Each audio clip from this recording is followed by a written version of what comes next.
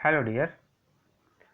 Today we discuss about the sugar industries, then cement industry, then आपका information technology industries. So first of all we start sugar industries.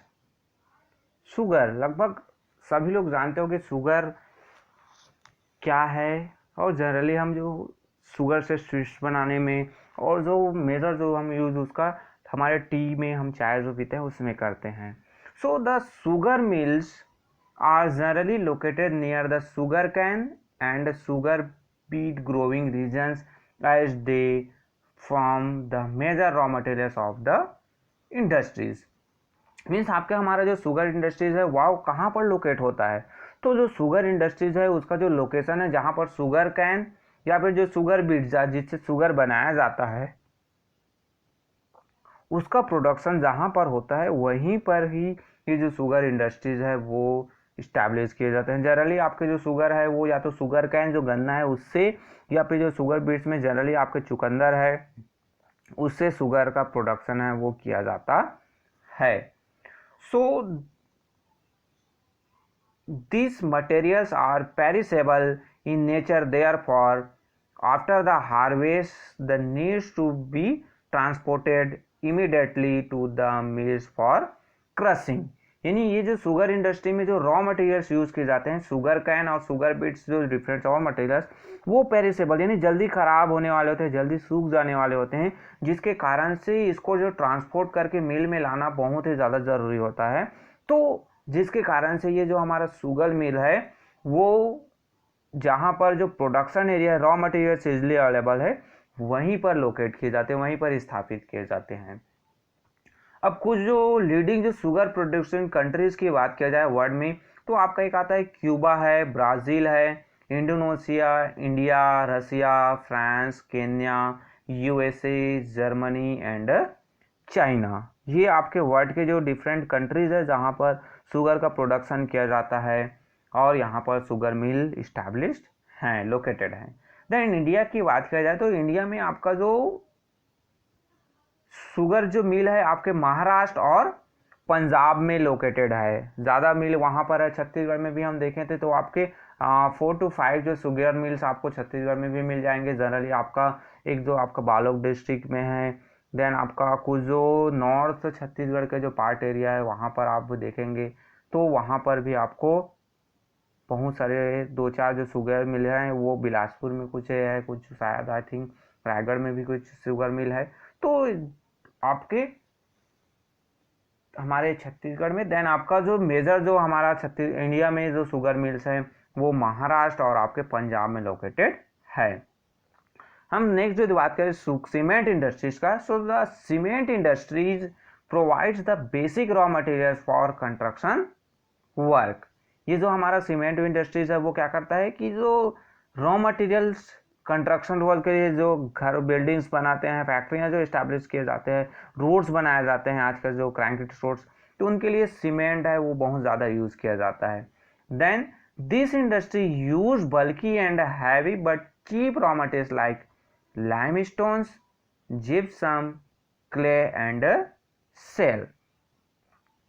Means ये जो हमारा क्या है cement industry है उसमें जो रॉ मटेरियल्स है वो क्या होता है हैवी होता है और बल्कि, बट वो चीप सस्ता होता है. जैसे आपके यहाँ पर लाइमस्टोन, जिप्सम, क्ले, सेल ये सब उतने ज़्यादा कॉस्टली रॉ मटेरियल्स नहीं हैं, बट इसको जो ट्रांसपोर्टेशन है वो बहुत ज़्यादा महंगा हो जाता है. किसी दूसरे एरिया में मिला और उसको बाई ट्रेन लाना बहुत ही ज़्यादा कॉस्टली होता है. इसलिए ये जो सीमेंट इंडस्ट्री जहाँ पर रॉ मटेरियल्स अवेलेबल है उसी के आसपास जो बहुत ज़्यादा मिल्स शुगर आपके सीमेंट इंडस्ट्रीज है वो इस्टेब्लिश होते हैं. हमारे हम छत्तीसगढ़ की बात करें तो यहाँ पर आप जो देखेंगे बेटा दुर्ग, भिलाई, रायपुर का एरिया है वहाँ पर ज़्यादा आपको दुर्ग और रायपुर एरिया डिस्ट्रिक्ट में बहुत ज़्यादा सीमेंट इंडस्ट्रीज मिलेंगे क्योंकि इसके आसपास आपके जो लाइमस्टोन के जो माइंस है वो अवेलेबल है. Then the cost of transporting the raw materials to the cement factories and the finished product to the market is very high. means हमारा जो प्रोडक्शन होता है सीमेंट इंडस्ट्री जो प्रोड्यूस हुआ जो सीमेंट भी निकलता है वो भी बल्कि होता है जिस कारण से ट्रांसपोर्टिंग चार्ज जो है ज़्यादा हो जाता है। तो इसलिए ऐसी जगह चॉइस कीजिए जहाँ पर रॉ मटेरियल्स भी अवेलेबल हो, साथ ही साथ मार्केट भी नियरेस्ट जो प्लेस में मार्केट भी होना चाहिए, जहाँ पर ये जो सीमेंट जो प्रोडक्ट्स हो रहा है, जो प्रोड्यूस हो रहा है, उसको वहाँ पर ख़त्म किया जा सके, बेचा जा सके, सेल किया जा सके। Then therefore it is important for this industry to the locate near the source of raw materials and yet have easy access to market regions। Means जैसे मैंने अभी बताया कि जो इसी कारण से वो आपका जहाँ पर रॉ मटेरियल्स अवेलेबल है उस प्लेस में, और जहाँ पर आपके मार्केट है वहाँ पर इस्टेब्लिश होता है। The cement industry need large amount of fuel to power the machines, therefore ready availability of cheap power is another factor controlling its location। Means cement industry जहाँ पर मशीन बड़ी बड़ी जो मशीनों का यूज़ किया जाए तो उसको प्रॉपरली रन करने के लिए इलेक्ट्रिसिटी भी चाहिए, पावर भी चाहिए। तो उसके लिए इजली और जो कंटिन्यूअस जो पावर सप्लाई वाले एरियाज है वहाँ पर भी ये जो सीमेंट इंडस्ट्री है वो लोकेट होता है। देन आपका cement is made by crushing and grinding limestones with clay and shell and heating it to a temperature of over 1500 degree Celsius। Gypsum is also added in a small quantity to control hardening। Means आपका जो ये जो cement बनाया कैसे जाता है, तो जो डिफरेंट जो लाइम स्टोन्स है और क्ले है और सैल है उसको जो क्रशिंग किया जाता है और हाई टेम्परेचर पर उसको क्रशिंग और किया जाता है, उसको पिसाई किया जाता है, फिर हाई टेम्परेचर पर रखा जाता है। टेम्परेचर कितना होता है 1500 डिग्री सेल्सियस। फिर उसमें जो जिप्सम मिलाया जाता है जो क्या करता है उसको हार्डनेस, यानी पानी पड़ने के बाद, नमी पड़ने के बाद कितने अमाउंट में वो जमेगा, कितना जल्दी जमेगा, वो जिप्सम पर डिपेंड करता है। तो उसमें हाई अमाउंट्स में, लिमिटेड अमाउंट में जिप्सम भी मिक्सअप किया जाता है। देन नेक्स्ट यहाँ पर आता है कि जो लीडिंग जो प्रोड्यूसर है किसका, सीमेंट का। तो लीडिंग जो प्रोड्यूसर कंट्रीज है उसमें आपका यूएसए का आता है, देन आपका China, Russia, Germany, India, UK, Italy, France and Japan. यानी ये जो कंट्रीज है जहाँ पर आपके जो बहुत ज़्यादा सीमेंट इंडस्ट्रीज इस्टेब्लिश हैं। इंडिया की बात की जाए तो इंडिया भी एक लीडिंग प्रोड्यूसर है किसका, सीमेंट का। और यहाँ पर मध्य प्रदेश, तेलंगाना, आंध्र प्रदेश, छत्तीसगढ़ एंड राजस्थान यहाँ पर सीमेंट इंडस्ट्रीज इस्टेब्लिश हैं। Then the Indian cement industry rank second in the world after China. यानी हमारा इंडिया जो है किसमें, सीमेंट प्रोडक्शंस में आपका कितने नंबर पर है, सेकंड नंबर पे। फर्स्ट नंबर पर चाइना, देन आपका इंडिया आता है। सो ये आपके क्या हुए, सीमेंट इंडस्ट्री। नेक्स्ट हम देखते हैं आपका information technology industries. Information technology industries की हम बात करें, so unlike the cotton, textile and iron and steel industries, information technology is new industry. It is grew into an industry only in the 1970s। Means ये हमारा जो information जो technology industries है वो हमारा जो ट्रेडिशनल जो इंडस्ट्रीज, कॉटन इंडस्ट्रीज की हम बात करें या फिर आपके स्टील इंडस्ट्रीज है, उस टाइप की इंडस्ट्रीज नहीं है। ये जो इंफॉर्मेशन टेक्नोलॉजी इंडस्ट्रीज जिसको आईटी इंडस्ट्रीज कहा जाता है उसको डेवलप हुए बहुत कम समय हुआ है। और ये जो 1970s है उसी के आसपास ये जो इंडस्ट्रीज है वो डेवलप हुए हैं। इसमें बड़े बड़े मशीनों की ज़रूरत नहीं होती है। ये जो जनरली इंफॉर्मेशन टेक्नोलॉजी इंडस्ट्रीज है वो सर्विस सेक्टर वाले इंडस्ट्रीज में आते हैं। सो information technology is development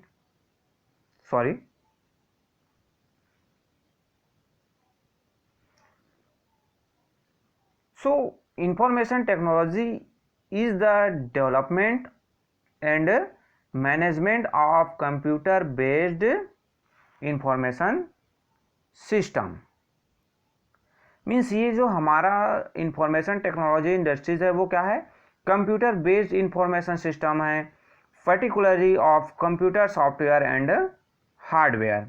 It is general term used to describe any technology that have to produce, manipulate, store, communicate and disseminate information. यानी ये जो कंप्यूटर बेस्ड इंफॉर्मेशन जो सिस्टम है जहाँ पर कंप्यूटर सॉफ्टवेयर और हार्डवेयर अवेलेबल होते हैं और इन्हीं के माध्यम से हमारा जो इंफॉर्मेशन है तो उसको क्या किया जाता है, एक जगह से दूसरी जगह ट्रांसफर किया जाता है। जानते हैं आप लोग कंप्यूटर्स के बारे में, सभी को पता है, आप लोग स्पेशली कंप्यूटर की क्लासेस करते हैं। और अभी के दौर में बिना टेक्नोलॉजी के, चाहे वो मोबाइल टेक्नोलॉजी हो, चाहे वो कंप्यूटर टेक्नोलॉजी या फिर अदर जो टेक्नोलॉजी है, इसका बहुत ही ज़्यादा यूज़ किया जा रहा है। तो इसलिए ये जो इंफॉर्मेशन जो टेक्नोलॉजी इंडस्ट्रीज़ है वो हमारे लिए एक बहुत इम्पॉर्टेंट इंडस्ट्रीज़ के रूप में हो जाता है। देन नेक्स्ट जो आता है कि हम यहाँ पर बात करें इंफॉर्मेशन टेक्नोलॉजी इंडस्ट्रीज का, तो it is started in United State. Today the industries has gone global and it making rapid progress. So सबसे पहले ये जो इंफॉर्मेशन टेक्नोलॉजी इंडस्ट्रीज है वो कहाँ पर स्टार्ट हुआ था, तो ये हुआ था यूनाइटेड स्टेट में। यानी ये जो सबसे पहले इसका जो डेवलपमेंट हमने देखा यूनाइटेड स्टेट में, देन बाकी जो है धीरे धीरे जो पूरे ग्लोबल में, पूरे विश्व में फैलते गया। It is developing several new application as part of the business solution it offer different sectors. It may not be an exaggeration to state that there is not a single industry today which does not use a computer। Means हमारे पास अभी के दौर में देखेंगे तो कोई ऐसा company नहीं है, कोई ऐसा सेक्टर्स नहीं है जहाँ पर ये जो कंप्यूटर टेक्नोलॉजी, मोबाइल टेक्नोलॉजी है, यानी सीधा से सीधा इंफॉर्मेशन टेक्नोलॉजी उसका यूज़ नहीं करता होगा। ऐसा कोई भी सेक्टर, कोई भी कंपनी नहीं है। ये जो इंफॉर्मेशन टेक्नोलॉजी आज जो है अभी के दौर में देखोगे, चाहे वो मेडिकल के क्षेत्र में हो, चाहे वो एजुकेशन के फील्ड में हो, चाहे वो डिफरेंट फैक्ट्रीज में हो, चाहे वो एग्रीकल्चर सेक्टर में ही क्यों ना हो, सभी जगह ये जो इंफॉर्मेशन टेक्नोलॉजी इंडस्ट्रीज है उसका जो इम्पोर्टेंस है वो अभी के दौर में बहुत ज़्यादा हो गया है। Then this industries employs over a millions people which is expected to rise many fields in the years to come। Means ये जो हमारा इंफॉर्मेशन जो टेक्नोलॉजी इंडस्ट्रीज, यहाँ पर जो मिलियंस जो पीपल्स हैं उसको क्या मिलता है, एम्प्लॉयमेंट मिलता है। यानी सिटीज़ में आप देखेंगे तो ये जो इंफॉर्मेशन जो टेक्नोलॉजी इंडस्ट्रीज है वो मेजर इंडस्ट्रीज के रूप में हमारे पास है, वो सामने आता है। और यहाँ पर जो इस सेक्टर्स में जो काम करने वाले हैं वहाँ उसमें बहुत ज़्यादा परसेंट जो है हमारे जो फीमेल हैं उनका होता है। और यहाँ पर बताया कि जो मोर देन जो 30% जो एम्प्लॉयड जो पीपल्स हैं वो वुमेन्स होते हैं। Then the main factors guiding the locations of this industry are the availability of resource, skilled labour and infrastructure. So इस जो फैक्ट्री को जो इस्टेब्लिश है कहाँ पर लोकेट होगा, तो उसमें कुछ जो बातें, कुछ जो फैक्टर्स आता है जिसमें क्या होता है कि जो रिसोर्स अवेलेबल होने चाहिए, यानी चाहे वो कैपिटल्स की पैसा के इन्वेस्टमेंट के लिए रिसोर्स चाहिए। देन आपका स्किल जो लेबर चाहिए जो इंफॉर्मेशन टेक्नोलॉजी से नॉलेज रखता हो, कंप्यूटर चला सकता हो, ऐसे लोग। या फिर जो इंफ्रास्ट्रक्चर वहाँ पर जो बिल्डिंग्स वगैरह ठीक हो, इलेक्ट्रिसिटी बेहतर हो, वहाँ पर कंप्यूटर सिस्टम्स होने चाहिए। सो ये जो चीज़ें हैं वो बेसिक जो फैक्टर्स हैं जो इंफॉर्मेशन जो टेक्नोलॉजी इंडस्ट्रीज है उसको इफेक्ट करता है। कुछ जो सेंटर्स की बात किया जाए तो यहाँ पर इंडिया में बताया कि इंडिया में हम देखें तो बेंगलुरु आ जाता है आपका आईटी इंडस्ट्रीज के रूप में। अदर आईटी हब में हम हैदराबाद के लेते हैं, मुंबई है, न्यू दिल्ली है, चेन्नई है, Pune, Thiruvananthapuram, Kochi, Chandigarh are other emerging centre of IT industries.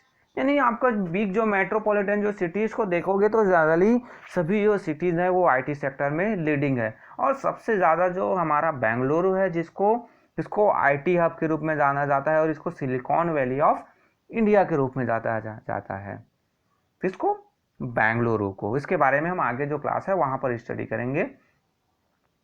So the IT industries exported software worth more than $10 billion in 2003. It brings home the maximum foreign exchange earning with a number of BPO business process outsourcing and a KPO knowledge process outsourcing establishment set up in India.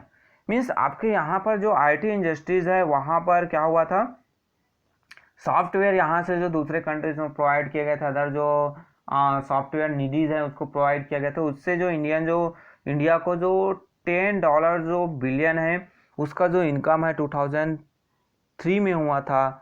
और ये जो कहीं ना कहीं हमारे जो foreign exchange है यानी विदेशी जो पैसा, विदेशी जो मुद्रा है उसमें फ़ायदेमंद हुआ।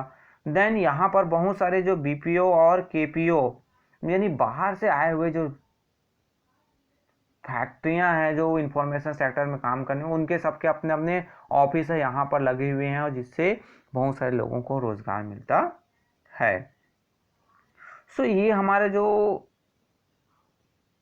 इंफॉर्मेशन टेक्नोलॉजी इंडस्ट्रीज के कुछ जो की पॉइंट्स हैं। यहाँ पर एक जो और चीज़ आया है कि द वर्ल्ड है श्रंक या फिर ग्लोबल विलेज के बारे में बात किया गया है कि जो हमारा ग्लोबल विलेज है, जैसे हम गांव में देखें तो गांव में क्या होता है कि एक दूसरे को सभी जो पड़ोसी जो लोग हैं, एक दूसरे के जो लोग हैं वो सभी एक दूसरे को जानते हैं, एक दूसरे से जान पहचान सभी का होता है आसपास में और मिलजुल कर वर्क। तो उसी टाइप से जो ग्लोबल विलेज के बात किया गया हुआ वर्ड है श्रंक, यानी हमारा विश्व है वो सिकुड़ता जा रहा है क्योंकि मैं यहाँ पर हूँ, आप वहाँ पर हो, अपने गांव घरों में हो, शहरों में हो और हम आपस में एक दूसरे अभी जो है एजुकेशन कर पा रहा है। सेम टाइम में हम वीडियो कॉलिंग के माध्यम से एक दूसरे के साथ हम जुड़े रहते हैं।